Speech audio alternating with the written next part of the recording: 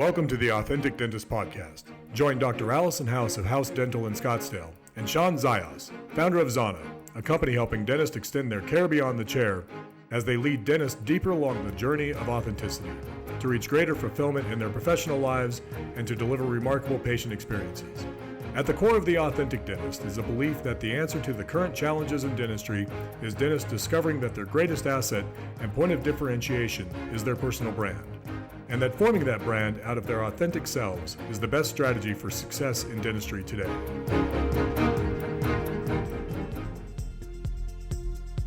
So this podcast is brought to you by Zana. And Zana makes electric toothbrushes, but it's more than that. They have a program that'll grow your practice with their electric toothbrushes. Hey, this is Sean with Dr. Allison House on the Authentic Dentist Podcast. And we are here still at Voices of Dentistry in Scottsdale, having a ton of fun. And we just met someone really special, Dr. Maestras, with a new podcast called New Dentists on the Block. We are so happy to have you here. And I'm honored to be here. Get to find out what it is that you're doing in dentistry. Absolutely. So I'm Dr Maestras. I started a new podcast by the name New Dentists on the Block. It's an opportunity to showcase new dentists who have graduated to share their stories, successes, failures, and life in between. I'm a dentist that works in public health. It has been very rewarding. It has been very busy. And I'm also a part-time faculty member at the Woodrow School of Dental Medicine in El Paso, Texas. Yeah, that's me in a nutshell. Well, tell us your story. How did you decide to become a dentist? What inspired you? So I did a science project in the 5th grade to see what drink stains teeth the most. And I had an opportunity to meet with different dentists in the El Paso community. They were very supportive of me. They opened their door. They allowed me to shadow, and they were overall happy with what they did.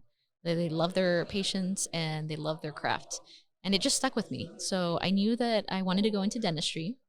And I knew I wanted to give back to a community like El Paso that had a lot of pockets of patients that were underserved. We have a lot of patients and a lot of people who live in El Paso who go across the border to get medical and dental care because it is very expensive in El Paso and in the United States. And for me, I knew that had to be different. I knew that had to change. And, my mother would always share stories that for her growing up across the border, whenever they went to the dentist, it was not trying to save teeth, it was pulling teeth. That's what they did. So I went into dental school. I got a scholarship with the National Health Service Corps that paid for my schooling and returned to service in an underserved area.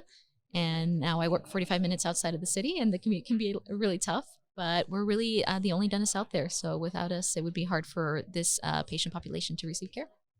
Wow. Yeah. Wow, you don't hear that very often. Yeah, it's a great route. I would encourage new dentists out there who are looking for some loan repayment. This is a great opportunity for you to take advantage of that, but also provide care and give back to the community.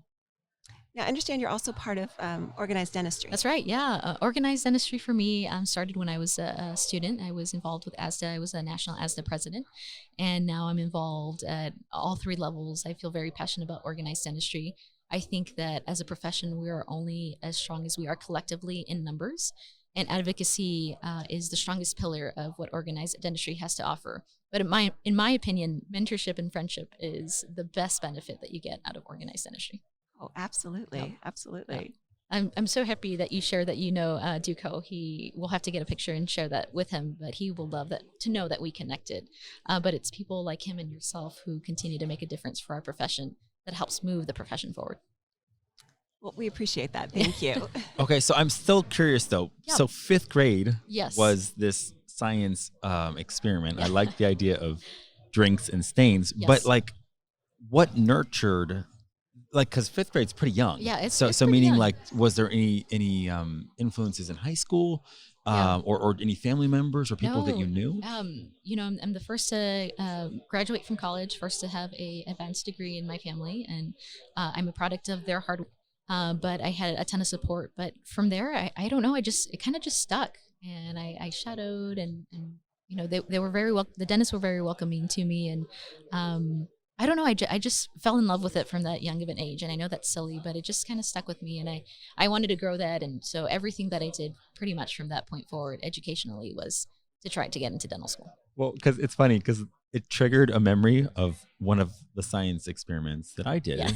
which was the burn rate of different fabrics. Oh, Whether interesting. it was silk or Yeah. pure cotton. Mhm. And I was studying the flame, the color of the flame, anything that had like some synthetic smelled horrible because it had like plastics in it.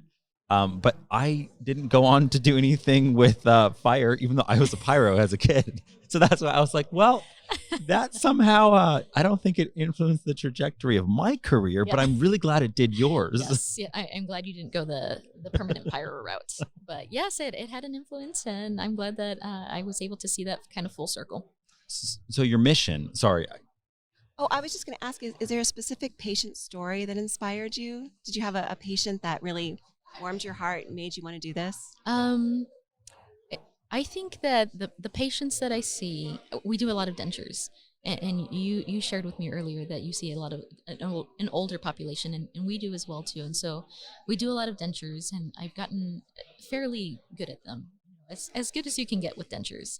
And I think that those stories that I get from those patients who haven't been able, to function and to eat, I think those are the ones that kind of influence me most. And of course, the various stories that I got from friends and families who family members who couldn't see a dentist, growing up, or can't see a dentist in the El Paso area because of what the cost is. And we have great dentists, and you just have to seek them out. But oftentimes there are still barriers to care, inhibiting patients from getting that care. Allison, did you tell her how we met? I didn't. Do you want to? Yeah, please tell me. We met at the Mission of Mercy. Oh, I love it. That's So, wonderful. Mission of Mercy in Arizona happens every December Okay. at the Veteran Coliseum. Okay. And that particular year, I was the president of the Arizona Dental Association. Awesome. And Sean came in. And so I was touring him around, showing him everything. And we just connected over this, wanting to help people. Oh, that's awesome. I think that really is the core of what dentistry is the ability to help others.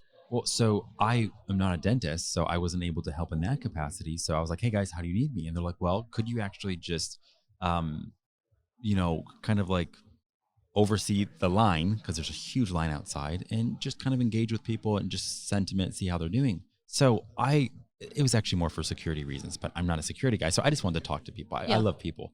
And obviously it wasn't a lot of people that I could directly relate to. So I just broke down any kind of barrier and just started like asking questions. There were people that had been waiting there for like 48 hours, spending the night because they needed these services. Mm-hmm. And I remember I spoke to one woman and she's like, look, I've had a tough life.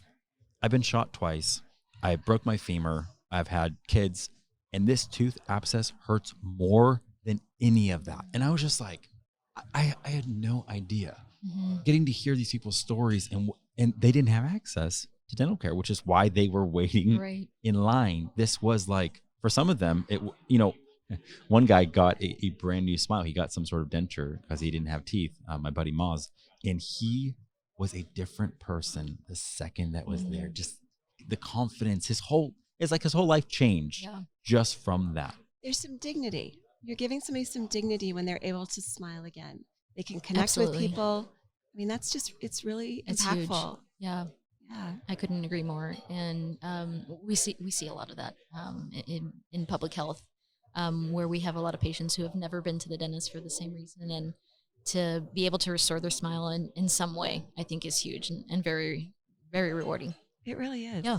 So tell us about your podcast. How did you get involved in this? Yeah. So for a few years, I've wanted to start a podcast, and very clinical dental, Alan Mead, listening to everything that he did, and his podcasts kind of influenced me. And I knew that I wanted to start somewhere. I didn't know what I wanted to do and what the focus would be. But through my involvement in ASDA, I had a lot of opportunities to connect with students who are now practicing dentists, who are practicing in a lot of different realms, who have wonderful stories to share.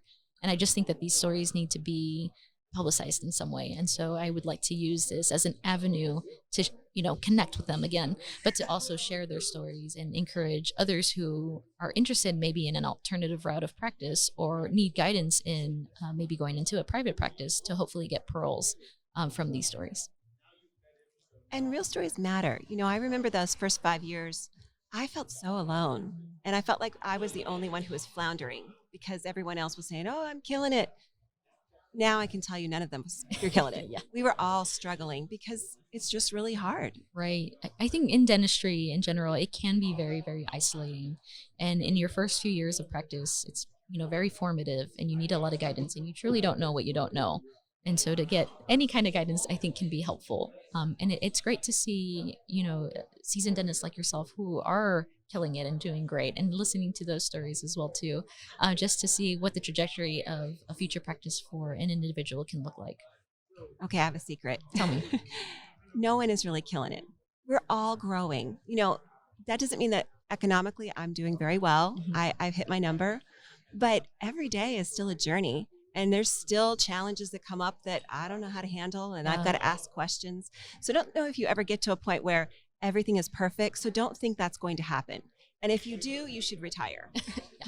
Dentistry is hard. It Dentistry is. is hard in a lot of ways. It's hard technically, it's hard emotionally, physically.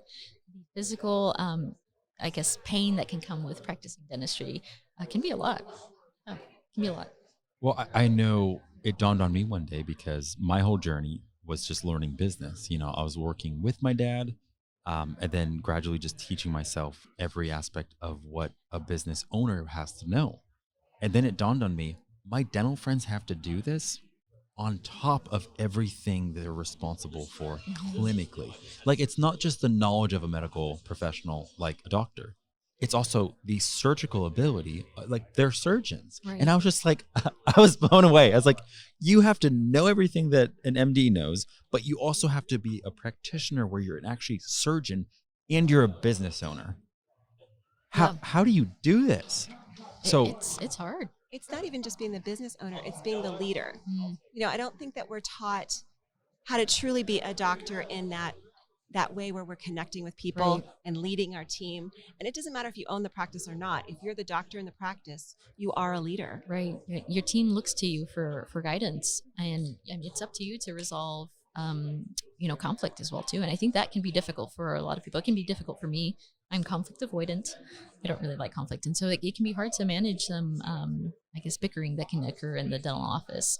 But you're right. For us, when we started seeing patients in dental school, there was no course on how to speak to a patient. It was, you're going to start speaking to your patients, and good luck. We'll help you along the way, but if you are somebody who is more reserved, that can be difficult. That can be challenging. And our education was such that I'm very good at taking tests. I'm very good at memorizing information and spurting it back out. But it's different to connect with somebody, and especially somebody who's not the same as I am, Right. and give them dignity and respect. And those are all things that you have to do as a doctor. Right. And I don't know if we're taught that. I don't think we are. Yeah, those communication skills are crucial, and we're not taught that. And I don't really know if there's a best way to do that. I think that's hard. but that's like the collision between the science of dentistry and the art of business. Right. Because markets change all the time. Sure. And it's just very different. Like the control you have over a textbook, over figuring out, mastering some information, becoming great at it in this space where there's not another human. And then all of a sudden take that, and now all of a sudden you're thrown into having to emotionally read someone. You don't know what their day was like. They're typically not, maybe they're not happy coming into your practice. Maybe they're frustrated. Maybe they don't have a lot of money. They're worried about what this is going to cost.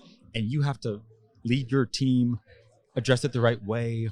Oh my gosh. Like, that's a recipe for a disaster if you're, especially like you're young to practice and you haven't been given some sort of blueprint. You haven't been equipped with tools on how to do that. Thank God for like Mark Costas and what he does through Dental Success Institute. Because this training needs to happen and you're not getting it in school. Right. Now you're just kind of thrown to the wolves. You graduate. It's funny because you graduate and you're like, oh, I'm a doctor. I've Right. accomplished my goal. What And then you next? realize, oh, yeah, there's still a lot to learn. So much in a lot of avenues. There's so much to learn clinically as well too. I feel like you graduate out of dental school knowing the basics and you know enough not to like injure a patient, but there's so much more in dentistry to learn, and that can be very expensive as well too. You know, continuing education courses, which are very, very valuable. But they're expensive and they do take time. So when you're trying to build yourself as a practitioner, you still want to make time to invest in yourself. And I would argue that investment in yourself is the best investment. Absolutely. So what are some of the themes you're hearing from the stories from these young dentists? That dentistry is hard. that coming out of dental school and those first few years of practice, Those can be difficult because many of my colleagues are going into DSO practices, and oftentimes it's not what they expect, or it is very production heavy and they are pushing them for numbers and production. And it is hard for them to be true to what they value and true to their core beliefs on what dentistry should be. And so it's hard. The debt that students are coming out with now is astronomical, and it is very hard to manage that. And when DSOs are offering high value and a high salary, that can be an easy way for students to pick jobs like this, as opposed to going back home and going to your mom and pop dental office. That would be a great place for you to grow, but financially may not be the best decision. It's interesting because in medicine, we don't do this to people. We put them in a residency Right. so that they're nurtured for another 4 years. Yes. Now we don't pay them very well, so Right, that's yeah. the problem too.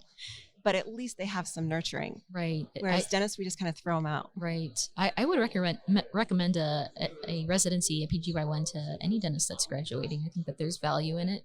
Even the bad ones can be good. You will get some kind of experience out of that and more guidance along the way. And it gives you time to figure out what you want to do, what you don't want to do. It gives you an extra year, maybe 2, to start looking at different practices and different dental practices that might be available to you that you'd like to connect with different dentists with. So I think that there's a lot of benefits in doing an extra year, an extra residency year. I did an AHD and I learned a lot during that year. And, I continue to have fun for one more year before, life set in. So that was kind of nice too.